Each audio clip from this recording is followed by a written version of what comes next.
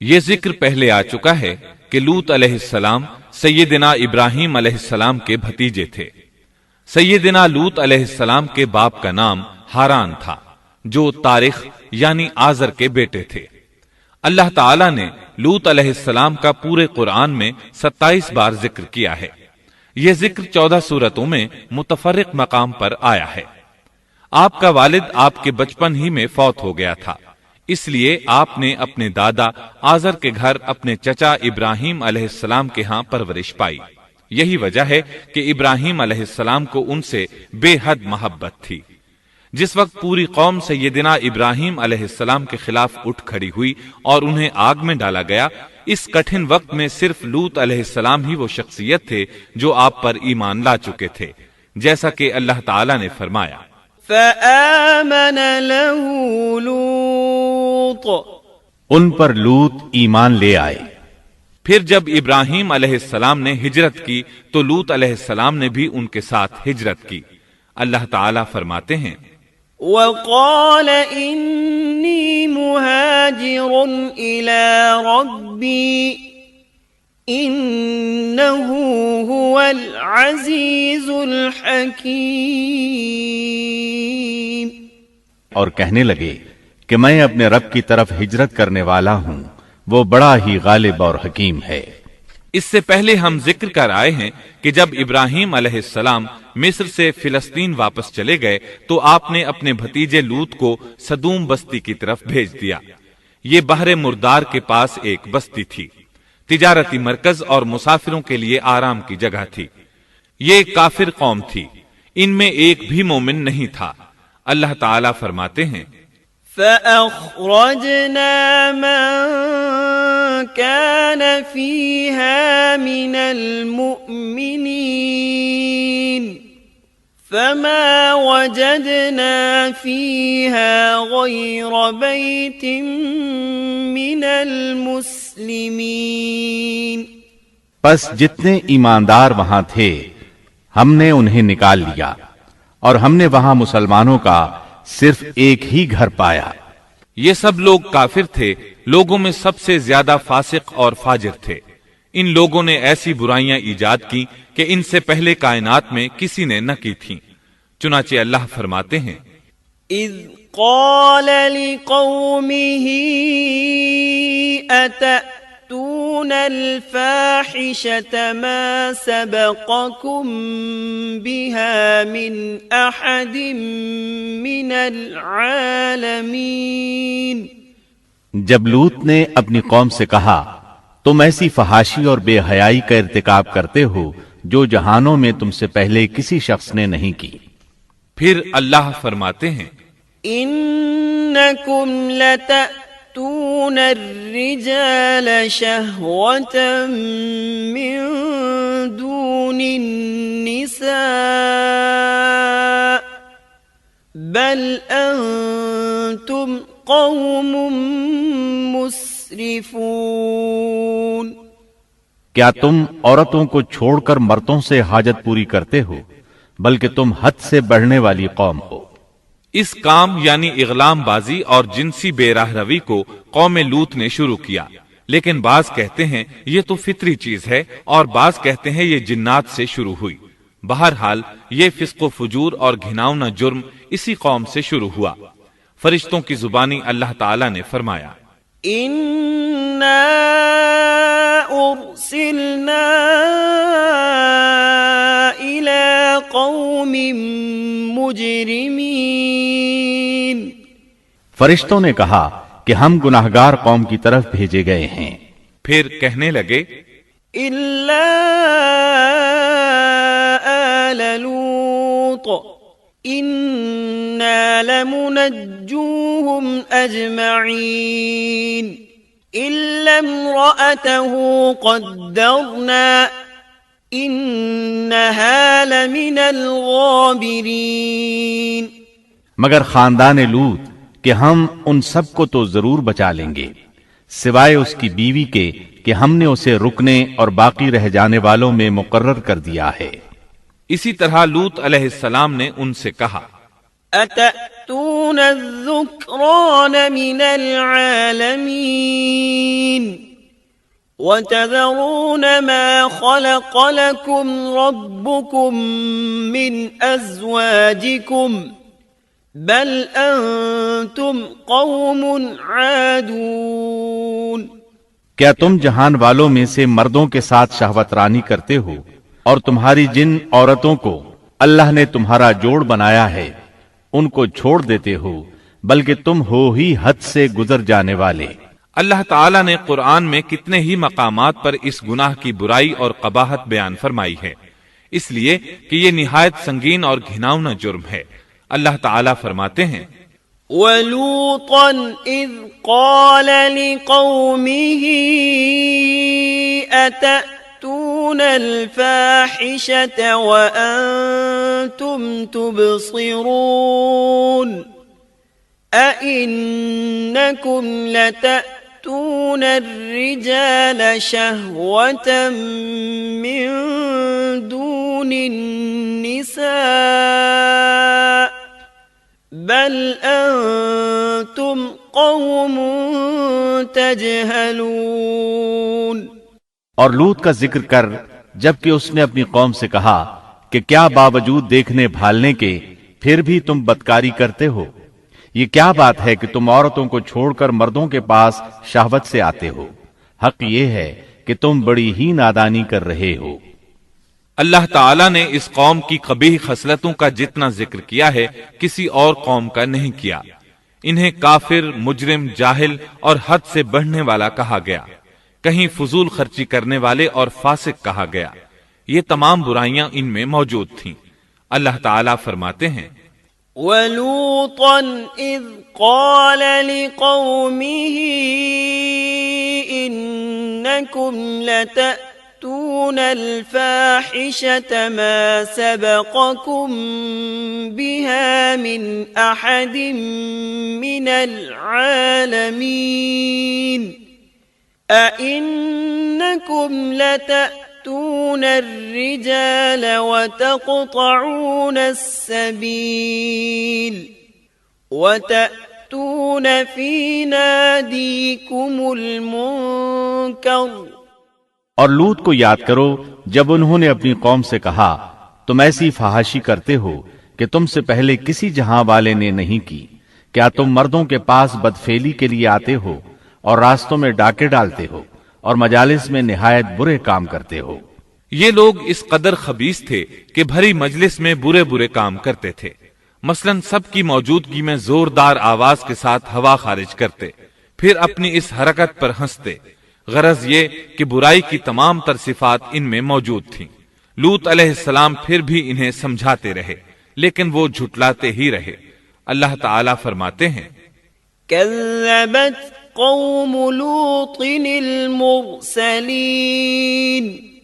إذ قال لهم أخوهم لوط ألا تتقون إني لكم رسول أمين فاتقوا الله وأطيعون وما أسألكم عليه من أجر إن أجري إلا على رب العالمين۔ قوم لوط نے پیغمبروں کو جھٹلایا جبکہ ان کے بھائی لوط نے ان سے کہا کہ تم اللہ کا خوف نہیں رکھتے۔ میں بلا شبہ تمہاری طرف امانت والا پیغمبر ہوں، البتہ اللہ سے ڈرو اور میری اطاعت کرو، اور اس کام پر میں تم سے کوئی اجرت اور مزدوری نہیں چاہتا۔ میرا اجر تو صرف اور صرف جہانوں کو پالنے والے کے ذمے ہے۔ انبیاء کا مشن ہی یہ ہوتا ہے کہ تبلیغ کرتے رہیں، لہٰذا لوط علیہ السلام دعوت دیتے رہے، لیکن دعوت کے نتیجے میں قوم کا رد عمل کیا تھا اللہ نے اس کا بھی ذکر کیا ہے۔ فرمایا فما كان جواب قومه إلا أن قالوا ائتنا بعذاب الله إن كنت من الصادقين۔ پس اس کی قوم کا جواب یہی ہوتا کہ اللہ کا عذاب لے آ اگر تو سچا ہے۔ اسلام دشمن اور کافر قوموں کا جواب یہی ہوتا ہے۔ قوم عاد اور قوم سمود نے بھی یہی جواب دیا تھا۔ دوسری آیت میں ہے وَلَقَدْ أَنذَرَهُمْ بَطْشَتَنَا فَتَمَارَوْا بِالنُّذُرِ لوط نے انہیں ہماری پکڑ سے ڈرایا، یعنی انہوں نے کہا اے قوم، اللہ کی پکڑ سے اور عذاب سے بچ جاؤ، محتاط ہو جاؤ، اس کی لاٹھی بے آواز ہے، لیکن وہ ڈرانے والوں سے بھی جھگڑتے ہی رہے۔ ایک اور آیت میں اللہ فرماتے ہیں وَمَا كَانَ جَوَابَ قَوْمِهِ إِلَّا أَن قَالُوا أَخْرِجُوهُم مِّن قَرْيَتِكُمْ إِنَّهُمْ أُنَاسٌ يَتَطَهَّرُونَ۔ اور ان کی قوم سے کوئی جواب نہ بن پڑا بجز اس کے کہ آپس میں کہنے لگے کہ ان لوگوں کو اپنی بستی سے نکال دو، یہ پاک باز بننے کی کوشش کرتے ہیں۔ چونکہ یہ سب کے سب لوگ فحاشی، عریانی، بے حیائی، بے غیرتی، فسق و فجور اور بدکاری میں مصروف تھے، ان کے نزدیک پاکیزگی اختیار کرنا بے معنی کام بن چکا تھا۔ لوط علیہ السلام اور ان کی بیٹیوں کے علاوہ کوئی شخص پاک نہ تھا، سب کے سب غلاظت میں ڈوبے ہوئے تھے۔ چنانچہ انہوں نے لوط علیہ السلام کو اپنی بستی سے نکال باہر کرنے کا فیصلہ کیا۔ کہنے لگے قالوا لئن لم تنته يا لوط لتكونن من المخرجين قال إني لعملكم من القالين۔ اے لوط، اگر تو اپنے اس واز و نصیحت سے باز نہ آیا تو ضرور تجھے نکال دیا جائے گا۔ اس پر لوط نے فرمایا میں بھی تمہارے اس گھناونے عمل سے بیزار ہو چکا ہوں۔ چنانچہ لوط علیہ السلام اس موقع پر وہاں سے نکل آئے اور اپنے رب سے یوں دعا گو ہوئے رب نجنی وأہلی مما يعملون۔ اے میرے پروردگار، مجھے اور میرے اہل کو ان کے عمل سے بچا لے اور نجات عطا فرما۔ کتنی ہی آیات میں ہے کہ ان لوگوں نے لوط علیہ السلام کو بستی سے نکالنے کا عزم کر رکھا تھا، اور لوط علیہ السلام اس پوری بستی میں بے یار و مددگار تھے۔ وہاں ان کا کوئی خاندان تو تھا نہیں، لہٰذا گھر میں ہی بیٹھے رہے، دعا کرتے رہے۔ قال رب انصرنی علی القوم المفسدین۔ اے پروردگار، اس فسادی قوم کے خلاف میری مدد فرما۔ اس دعا سے اس قوم کی ایک اور خصلت معلوم ہوئی، اور وہ یہ کہ وہ فسادی بھی تھے۔ سو اللہ نے دعا قبول فرمائی، فرشتے بھیجے، جبرائیل، میکائیل اور ملک الموت، اور بعض روایات کے مطابق اسرافیل کو بھی ان کے ساتھ بھیجا گیا۔ وہ سب سے پہلے ابراہیم علیہ السلام کے پاس آئے تاکہ انہیں اسحاق علیہ السلام کی بشارت دیں۔ آخر کار یہاں سے فرشتوں نے سدوم کا رخ کیا۔ یہ فرشتے وہاں نوجوان لڑکوں کی صورت میں پہنچے، ان کی ٹولیوں کے پاس سے گزرے تاکہ انہیں آزما لیا جائے، ان پر حجت قائم ہو جائے۔ مطلب یہ کہ اللہ تعالیٰ نے فرشتوں سے کہا تھا کہ ان لوگوں کو اس وقت تک ہلاک نہ کرنا جب تک کہ ان کے نبی کو ان پر الزام لگاتے نہ دیکھ لو۔ چنانچہ یہ فرشتے نوجوان اور خوبرو لڑکوں کی صورت میں بستی کے کنارے پہنچ گئے۔ لوط علیہ السلام کی ایک بیٹی بستی سے باہر کنارے پر رہتی تھی۔ جب اس نے انہیں دیکھا تو ڈر گئی۔ اس نے سوچا ہماری قوم کے لوگوں نے اگر انہیں دیکھ لیا تو ضرور ان سے برائی کر کے رہیں گے، اس لیے وہ اپنے والد لوط علیہ السلام کی طرف دوڑی، ان کے پاس پہنچ کر کہنے لگی میں نے چند نوجوان لڑکوں کو دیکھا ہے اور میں ان کے بارے میں خوف زدہ ہوں۔ لوط علیہ السلام جلدی سے ان کی طرف آئے، ان سے پوچھا آپ کیسے آئے ہیں؟ انہوں نے بتایا ہم آپ کے مہمان ہیں۔ لوط علیہ السلام چاہتے تھے انہیں باہر ہی سے دوسری طرف روانہ کر دیں، لیکن جب انہوں نے کہا کہ ہم مہمان ہیں تو وہ انہیں جانے کے لیے نہ کہہ سکے، چنانچہ ان سے بولے اللہ کی قسم، زمین کی پشت پر اس سے خبیث اور گندی قوم ہم نے نہیں دیکھی، اور نہ ہی کسی کے بارے میں ایسا معلوم ہوا۔ آپ نے 2 بار، 6 بار اور پھر 4تھی بار بھی ان سے یہی بات کہی تاکہ ان نوجوانوں کو حالات کا علم ہو جائے، وہ بھانپ لیں، لیکن وہ تو فرشتے تھے اور لوط علیہ السلام کی قوم کے خلاف گواہی تلاش کر رہے تھے۔ آخر لوط علیہ السلام انہیں اپنے گھر لے آئے، انہیں بٹھایا۔ لوط علیہ السلام کی بیوی کافر تھی اور قوم کے ساتھ تھی۔ وہ باہر گئی اور اس نے لوگوں کو بتایا کہ اس نے لوط علیہ السلام کے گھر میں ایسے خوبصورت چہروں والے نوجوان دیکھے ہیں کہ زمین پر آج تک ان جیسے کہیں نظر نہیں آئے۔ یہ سنتے ہی وہ سب لوط علیہ السلام کے گھر کی طرف لپکے۔ قرآن کریم میں آتا ہے وَجَاءَهُ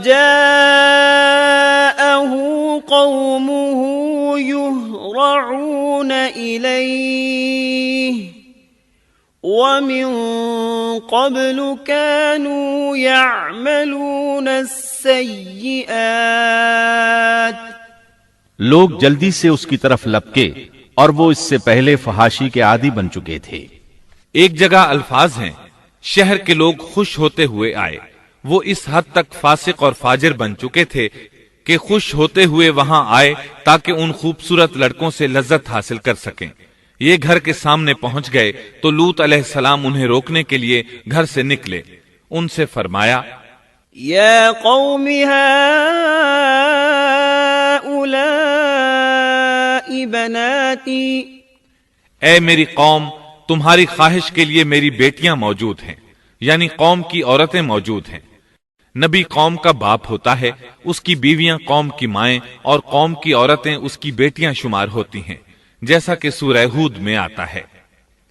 قال یا قوم هؤلاء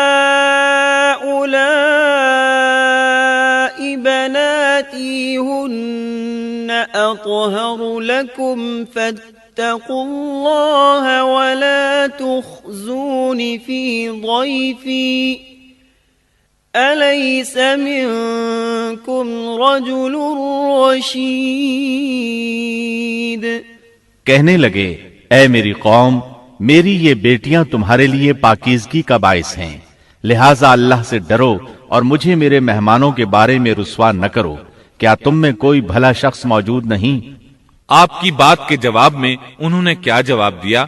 قرآن مجید میں آتا ہے قالوا لقد علمت ما لنا في بناتك من حق وإنك لتعلم ما نريد قال لو أن لي بكم قوة أو آوي إلى ركن شديد کہنے لگے لوط، تو جانتا ہے تیری بیٹیوں یعنی قوم کی عورتوں سے ہمیں کوئی سروکار نہیں، ہم جو چاہتے ہیں تمہیں خوب معلوم ہے۔ لوط کہنے لگے کاش میرے پاس کوئی قوت ہوتی یا میں کسی مضبوط پناہ میں ہوتا۔ لوط علیہ السلام کے پاس کچھ بھی تو نہیں تھا، صرف ان کی اپنی بیٹیاں ان پر ایمان لائی تھیں، یہاں تک کہ ان کی بیوی بھی کافر تھی۔ بخاری اور مسلم کی روایت ہے، نبی کریم صلی اللہ علیہ وسلم نے فرمایا اللہ تعالی لوط پر رحمت فرمائے، وہ اللہ تعالی کی طرف پناہ لیتے تھے۔ مفسرین کا کہنا ہے کہ لوط علیہ السلام کے بعد اللہ نے جو نبی بھیجا وہ کسی اونچے خاندان اور قبیلے کا چشم و چراغ ہوتا تھا جو اس کی حفاظت کرنے کے قابل ہوتا تھا۔ لوط علیہ السلام کے ساتھ کوئی مددگار نہیں تھا۔ ایک دوسرے مقام پر اللہ تعالی فرماتے ہیں وَجَاءَ أَهْلُ الْمَدِينَةِ يَسْتَبْشِرُونَ قَالَ إِنَّ هَؤُلَاءِ ضَيْفِي فَلَا تَفْضَحُونَ وَاتَّقُوا اللَّهَ وَلَا تُخْزُونَ قالوا أولم ننهك عن العالمين قال هؤلاء بناتي إن كنتم فاعلين لعمرك إنهم لفي سكرتهم يعمهون اور شہر کے لوگ خوش ہوتے ہوئے آئے۔ لوط نے کہا یہ میرے مہمان ہیں، مجھے رسوا نہ کرو، اللہ سے ڈرو اور مجھے ذلیل نہ کرو۔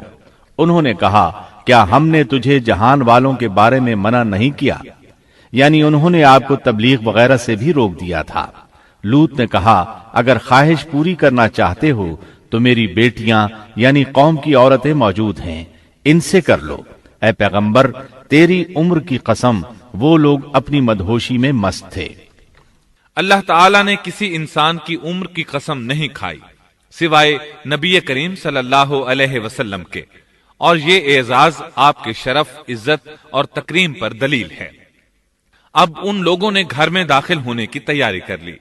ادھر لوط علیہ السلام نے اپنے تینوں مہمانوں کی طرف دیکھا۔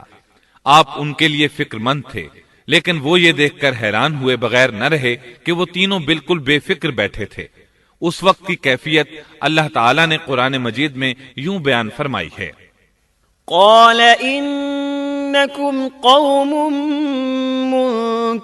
منكرون قالوا بل جئناك بما كانوا فيه يمترون وأتيناك بالحق وإنا لصادقون۔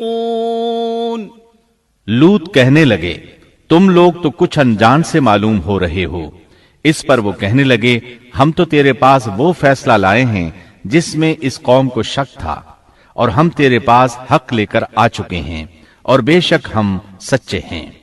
سورۃ العنکبوت میں اللہ تعالیٰ فرماتے ہیں: وقالوا لا تخف ولا تحزن إنا منجوك وأهلك إلا امرأتك كانت من الغابرين إنا منزلون على أهل هذه القرية رجزا من السماء بما كانوا يفسقون۔ فرشتوں نے کہا اے لوط نہ ڈر اور غم نہ کھا، یقیناً ہم تجھے اور تیرے اہل کو سوائے تیری بیوی کے نجات دیں گے، وہ پیچھے رہ جانے والوں میں سے ہوگی۔ ہم اس بستی والوں پر ان کے گناہوں کے سبب آسمان سے عذاب نازل کرنے والے ہیں۔ انہوں نے یہ بھی کہا: قالوا يا لوط إنا رسل ربك لن يصلوا إليك۔ کہنے لگے اے لوط ہم اللہ کے بھیجے ہوئے فرشتے ہیں، یہ لوگ تجھ تک نہ پہنچ پائیں گے، یعنی تجھے تکلیف نہیں پہنچا سکیں گے۔ پھر ان میں سے ایک شخص نے اندر داخل ہونے کی کوشش کی۔ جبریل اٹھے، انہیں ایک ایسی ضرب لگائی کہ تمام کے تمام اوندھے ہو گئے۔ اس بارے میں اللہ کا فرمان ہے: وَلَقَدْ رَاوَدُوهُ عَنْ ضَيْفِهِ فَطَمَسْنَا أَعْيُنَهُمْ۔ انہوں نے لوط کو اس کے مہمانوں کے بارے میں پھسلانے کی کوشش کی تو ہم نے ان کی آنکھیں مٹا ڈالی۔ اللہ تعالیٰ سورۃ القمر میں فرماتے ہیں: فَذُوقُوا عَذَابِي وَنُذُرِ۔ پس میرا عذاب اور ڈرانا چکھو۔ وہ دھمکیاں دینے لگے اور واپس جاتے ہوئے کہنے لگے ہم تجھ سے کل نبٹ لیں گے۔ انہوں نے سزا محسوس بھی کر لی لیکن پھر بھی توبہ نہ کی۔ اس وقت فرشتوں نے کہا: إِنَّ مَوْعِدَهُمُ الصُّبْحُ أَلَيْسَ الصُّبْحُ بِقَرِيبٍ۔ یقیناً ان کے وعدے کا وقت صبح کا ہے، اور کیا صبح بالکل قریب نہیں؟ صبح تک انہیں مہلت مل گئی۔ فرشتوں نے کہا: فَأَسْرِ بِأَهْلِكَ بِقِطْعٍ مِّنَ اللَّيْلِ وَاتَّبِعْ أَدْبَارَهُمْ وَلَا يَلْتَفِتْ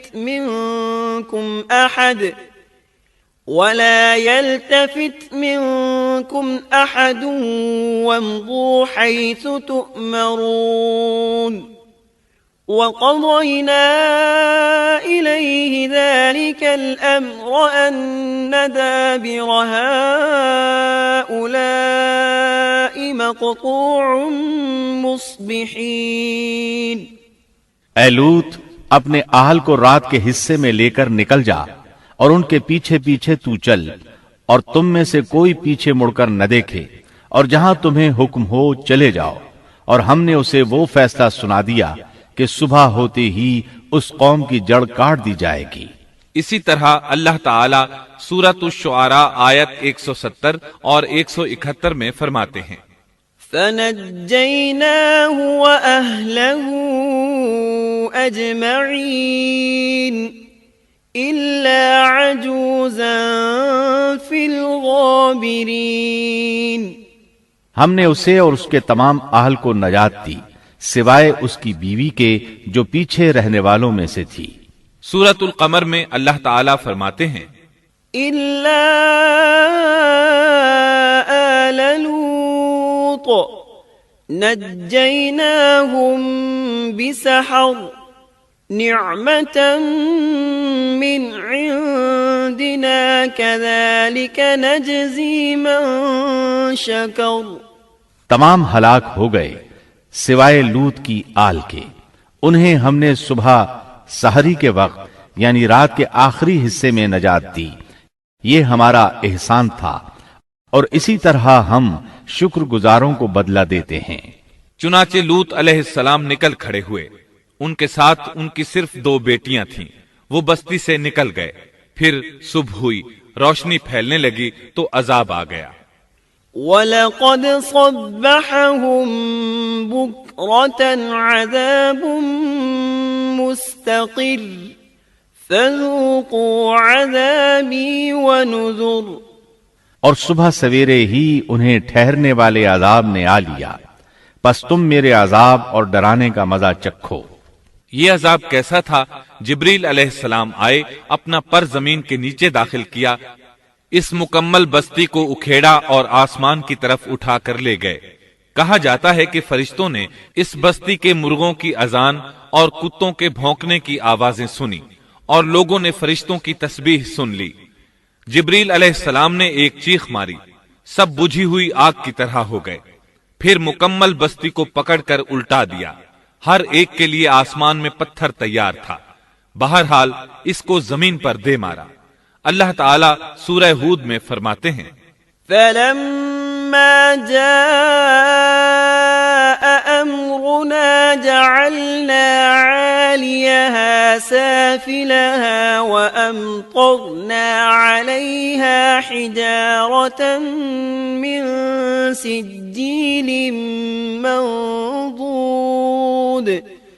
مُّسَوَّمَةً عِندَ رَبِّكَ وَمَا هِيَ مِنَ الظَّالِمِينَ بِبَعِيدٍ پس جب ہمارا حکم آیا تو ہم نے اس کا اوپر والا حصہ نیچے کیا اور ان پر کنکریلے پتھر برسائے جو تہ بتہ تھے، تیرے رب کی طرف سے نشاندار تھے، اور وہ ان ظالموں سے کچھ دور نہیں تھے۔ سورۃ الحجر میں اللہ فرماتے ہیں فَأَخَذَتْهُمُ الصَّيْحَةُ مُشْرِقِينَ فَجَعَلْنَا عَالِيَهَا سَافِلَهَا وَأَمْطَرْنَا عَلَيْهِمْ حِجَارَةً مِّن سِجِّيلٍ روشنی ہوتے ہی انہیں بڑے زور کی چیخ نے پکڑ لیا، پھر ہم نے اس کا بلند حصہ نیچے کیا اور ان پر کنکر والے پتھر برسائے۔ سورۃ الشعراء میں اللہ فرماتے ہیں وَأَمْطَرْنَا عَلَيْهِمْ مَطَرًا فَسَاءَ مَطَرُ الْمُنذَرِينَ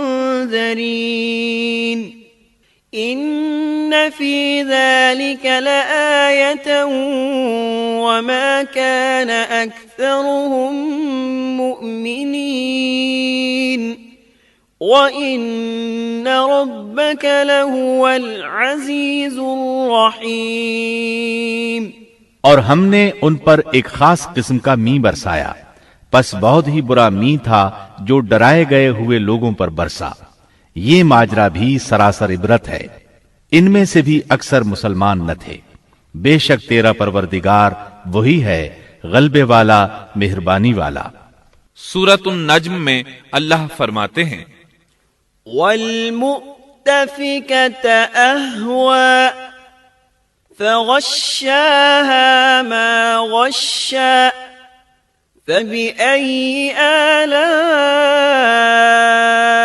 رَبِّكَ تَتَمَارَى هذا نذير من النذر الأولى اور اس نے الٹائی ہوئی بستیاں گرا دی، پھر ان کو اس چیز سے ڈھانپا جس سے بھی ڈھانپا، مطلب یہ کہ ان پر پتھروں کی بارش برسائی، پس تم اپنے رب کی کون کون سی نعمتوں میں جھگڑو گے۔ یہ شخص بھی پہلے ڈرانے والوں کی طرح ایک ڈرانے والا ہے۔ اس طرح یہ بستی سدوم باہر مردار کے علاقے میں تہس نہس ہو گئی، اور اس کے آثار و نشانات قیامت تک کے لیے چھوڑ دیے گئے ہیں۔ ان نشانات کو اسی لیے باقی چھوڑا گیا ہے کہ سارا جہان ان کو دیکھ کر عبرت پکڑے، فحاشیوں سے باز آ جائے، خاص طور پر سب سے بڑی فحاشی جو قوم لوط کا عمل تھا اس سے باز آ جائیں۔ سیدنا لوط علیہ السلام کے اس قصے میں قرآن حکیم اور احادیث نبوی سے یہ بات ثابت ہوتی ہے کہ سیدنا لوط علیہ السلام جس قوم کی طرف مبعوث کیے گئے تھے وہ قوم اخلاق کے اعتبار سے بالکل ختم ہو چکی تھی، اور اب اس کی اصلاح ناممکن ہو چکی تھی۔ اس قوم نے اپنے جرم کو جرم بھی نہیں سمجھا تھا۔ عام مقامات پر اعلانیہ بے حیائی کرنا ان کا مشغلہ تھا۔ یہ ایسا عمل تھا جس کی ماضی میں کوئی نظیر نہیں ملتی۔ مردوں کا مردوں سے اختلاط اور عورتوں کا عورتوں سے، یہ ایسا فعل تھا جو جنگل کے وحشی جانور بھی نہیں کرتے۔ یہی وجہ تھی کہ یہ قوم اپنے میں سے کچھ نیک لوگوں کو بھی برداشت نہیں کرتی تھی۔ وہ انہیں نیکی اور شرافت کی دعوت دیتے تھے، اسی لیے وہ ان کے سخت مخالف ہو گئے تھے۔ قرآن کریم نے اس قوم کے 3 بڑے جرائم کا ذکر کیا ہے۔ یہ کہ تم مردوں سے بدفعلی کرتے ہو، مسافروں کو لوٹ لیتے ہو، عام مجلسوں میں اعلانیہ فحاشی کرتے ہو۔ ان 3 گناہوں میں سے سب سے پہلا گناہ بدترین گناہ تھا۔ یہ گناہ اس قوم سے پہلے کسی نے نہیں کیا تھا، گویا وہ اس گناہ کو ایجاد کرنے والے تھے، اور یہ گناہ زنا سے بھی زیادہ شدید ہے۔ قرآن کریم اور احادیث کی روح سے اغلام بازی ایک بدترین گناہ ہے۔ احادیث میں اس گناہ کی مختلف سزائیں آئی ہیں۔ ایک روایت میں ہے کہ فاعل اور مفعول دونوں کو قتل کر دو۔ بستی سدوم عذاب کے نزول سے قبل کن حالات سے دوچار تھی، سورۃ الزاریات آیت 35 اور 36 میں یوں بیان ہوا ہے: پھر ہم نے ان سب لوگوں کو نکال لیا جو اس بستی میں مومن تھے، یعنی لوط علیہ السلام اور ان پر ایمان لانے والے، سو ہم نے اس بستی میں سوائے ایک گھر کے مسلمانوں کا کوئی گھر نہ پایا۔ اس کا مطلب ہے وہاں صرف سیدنا لوط علیہ السلام اور ان کا گھرانہ مسلمان تھا، باقی سب گھر کافروں کے تھے۔ اللہ تعالیٰ کسی قوم کی مکمل تباہی کا فیصلہ اس وقت تک نہیں کرتے جب تک کہ اس قوم میں کچھ قابل لحاظ بھلائی موجود ہو، مگر جب قوم کا حال یہ ہو جائے کہ اس میں بھلائی آٹے میں نمک کے برابر بھی باقی نہ رہے، تو ایسی صورت میں اللہ کا قانون یہ ہے کہ نبی اور اس پر ایمان لانے والوں کو اپنی قدرت خاص سے کسی نہ کسی طرح بچا لیا جاتا ہے، اور باقی لوگوں کے ساتھ وہی معاملہ کیا جاتا ہے جو ہوش مند تاجر اپنے ٹوکرے کے گلے سڑے پھلوں کے ساتھ کرتا ہے۔ اچھے پھل ان میں سے نکال لیتا ہے اور سڑے ہوئے باہر پھینک دیتا ہے۔ عذاب کے بعد اللہ تعالیٰ نے اس شہر کے کھنڈرات کے بارے میں سورۃ الزاریات آیت 37 میں یوں فرمایا ہے: اس عذاب کے بعد ہم نے وہاں بس ایک نشانی ان لوگوں کے لیے چھوڑ دی جو دردناک عذاب سے ڈرتے تھے۔ اس نشانی سے مراد بحیرہ مردار ہے۔ اس کا جنوبی علاقہ آج بھی ایک عظیم تباہی کے آثار پیش کر رہا ہے۔ ماہرین آثار قدیمہ کا خیال ہے کہ قوم لوط کے 5 بڑے شہر شدید زلزلے سے زمین میں دھنس گئے تھے، اور ان کے اوپر بحیرہ مردار کا پانی پھیل گیا تھا۔ اس خیال کی وجہ یہ بتائی جاتی ہے کہ بحیرہ مردار کا وہ حصہ جو اللسان نامی جزیرے کے جنوب میں واقع ہے، وہ صاف طور پر بعد میں پیدا ہوا ہے، اور قدیم بحیرہ مردار کے جو آثار اس جزیرے کے شمال میں نظر آتے ہیں وہ جنوب میں پائے جانے والے آثار سے بالکل مختلف ہیں۔ ماہرین آثار قدیمہ نے اس سے یہ بات اخذ کی ہے کہ جنوب کا حصہ پہلے اس بحیرہ کی سطح سے بلند تھا، بعد میں زلزلے سے دھنس کر زمین کے نیچے چلا گیا۔ اس دھنسنے کا زمانہ بھی 2000 برس قبل مسیح کے قریب معلوم ہوتا ہے، اور یہ زمانہ تاریخ کے اعتبار سے سیدنا ابراہیم علیہ السلام اور سیدنا لوط علیہ السلام کا زمانہ ہے۔ 1965 عیسوی میں آثار قدیمہ کی ایک امریکی ٹیم کو اللسان جزیرے پر ایک بہت بڑا قبرستان ملا۔ اس میں 20,000 سے زائد قبریں تھیں۔ اس سے اندازہ ہوتا ہے کہ قریب ہی کوئی بڑا شہر آباد تھا۔ اس لیے عین ممکن ہے کہ جس شہر کا یہ قبرستان ہے وہ بحیرہ میں غرق ہو چکا ہو۔